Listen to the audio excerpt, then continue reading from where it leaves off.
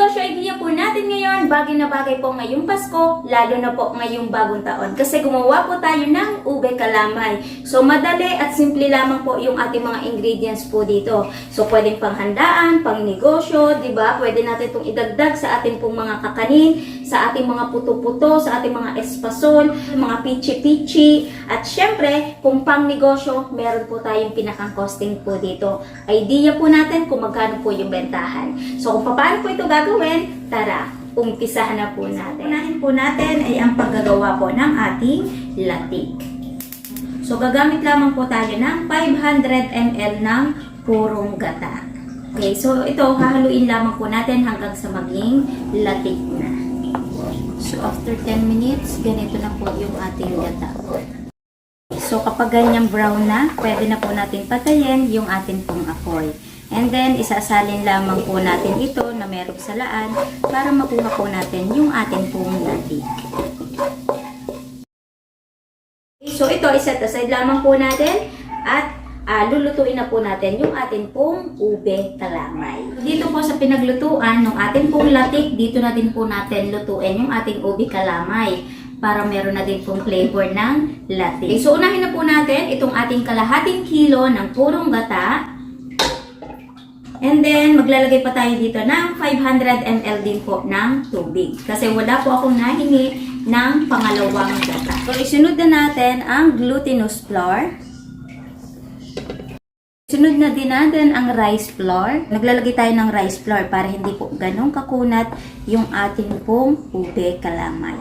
Okay, so dahil wala tayong nabili na tunay na ube, sarado yung binibilhan ko, so gagamit na lamang tayo ng ube condensed. Halimbawa naman, kung gagamit tayo ng real ube, pwedeng hindi na po tayo gumamit nito. Lalagay din tayo dito ng sugar, iodized salt. Okay, so dito halimbawa, tingin nyo kulang pa siya sa kulay na ube, pwede po tayong gumamit ng ube food coloring. Okay, so kapag tingin po natin natunaw na yung ingredients, so pwede na po nating buhayin yung ating pong apoy at lulutuin lamang po natin ito sa halo ng halo hanggang sa maiga. Okay, at syempre alalay po yung pinakang apoy po natin. Okay, so ito iga na pero hindi pa ito yung hinahanap po nating consistency. Okay, so tinikman ko na siya, kaya lang hindi pa satisfied yung aking bibig sa lasa po ng ube. So maglalagay ako ng ube flavor. So dito hinahalo na po natin ito sa mahinang apoy para hindi po tayo masunugan. Okay, so after 20 minutes, okay na po itong ating ube kalamay. At yung isa nyo pa pong palatandaan na okay na siya bukod sa iga na, makinis na din po yung pinakang kalamay po natin. Okay. And then, medyo nagmamantika po ito, gawa po nung atin pong gata. Okay, so kapag okay na, idediretso na po natin ito sa packaging na gagamitin po natin. Size po nito ay 10 inch. So, ang cute nito mga katipid tips. Kumbaga, mini kakanin. Okay, so ngayon, gagamit tayo ng timbangan para pantay-pantay po yung sukat. So, ito in-order ko din po online.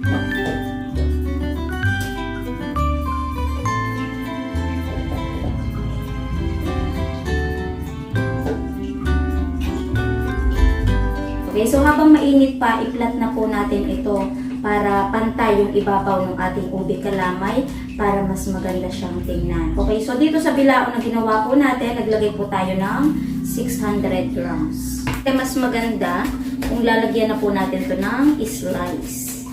Tapos lagyan na din natin ng toppings.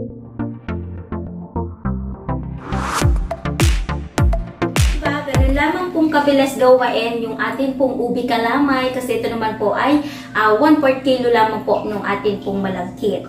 Okay, so diba pangbenta na to mga katipid tips at meron na pong may-ari nito. Meron nang nag-mine. Dahil meron na pong nag-mine nito, ang titikman natin is tira po natin sa atin pong kawali. At yung isa pa po napansin ko dito mga katipid tips dun sa nakakaraan, lagi kong ginagamit kasi yung non-stick na kawali. So ngayon, ang ginamit natin, yung ganitong kawali, so mas madikit, madami yung nakadikit. Para sa akin, mas maganda gamitin yung non-stick para talagang said na said yung atin pong kalamay.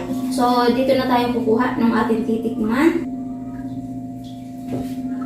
Natira natin latik.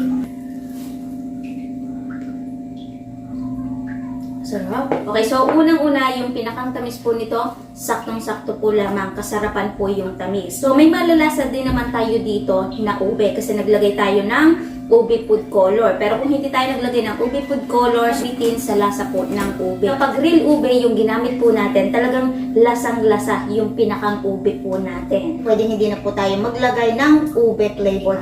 So kung itatanong nyo, Ate Tipid Tips, may video na po ba kayo nun? May ingredients na po kayo nun? So meron na po tayong video and then yung pinakang ingredients, lalagay ko din po sa description box natin para may idea kayo or meron kayong option na pagpipilian. Kung meron tayong ube condensed, so pwedeng ito yung gawin natin. At kung meron naman tayong rolled ube, so yung isang ingredients yung gawain po natin. Kasi procedure ng paggagawa po ay parehas po lamang at parehas din pong masarap mga katipid tips. Kung tayo mga nagpapa-order na, nagtitinda ng kakanin, so yung idea na to, di ba, pwedeng-pwede. So pwede po natin itong tawagin na mini kakanin. So ngayon, mag-costing na po tayo. Bigyan ko kayo ng idea base po sa pagkakabili ko dito po sa lugar po namin. Okay? So yung costing na gagawin pa rin po natin, costing pa rin po yun dito sa lugar po namin. So magkakosting pa rin po kayo ng sa inyo kasi iba't iba nga po tayo ng lugar. Merong mahal at meron din naman pong mas mura.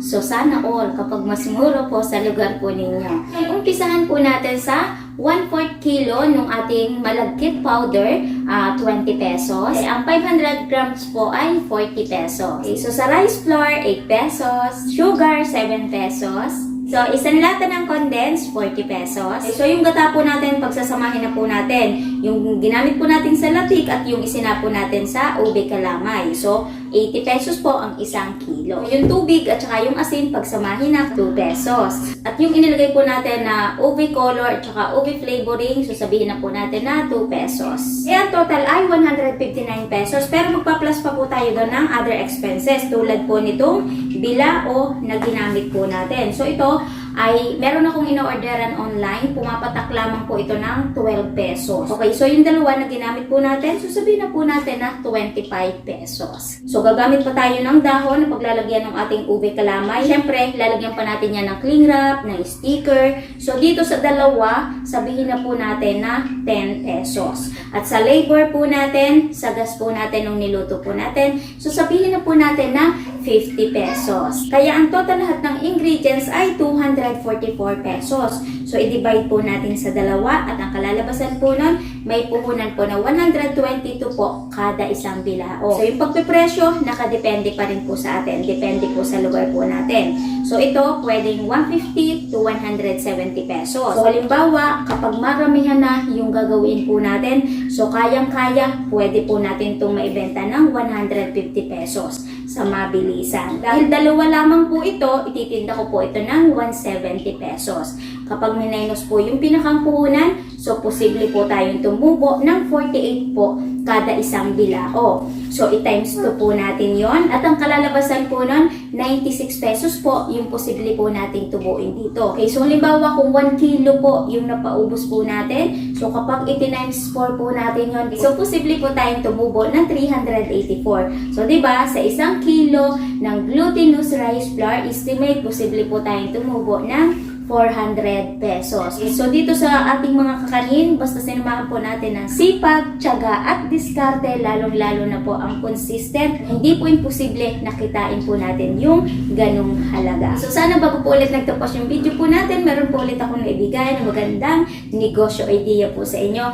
Ngayon parating po ang Pasko at bagong taon, lalo na po ngayon papasok po ang year 2026. So, tuloy-tuloy pa rin po tayo sa pagbibigay ng negosyo idea na pwede po tayong kumita kahit tayo po ay nasa bahay po lamang habang nag-aalaga po ng mga chikiting po natin. Merry Christmas and Happy New Year po sa atin pong lahat. Kita-kits po sa next video. Bye-bye!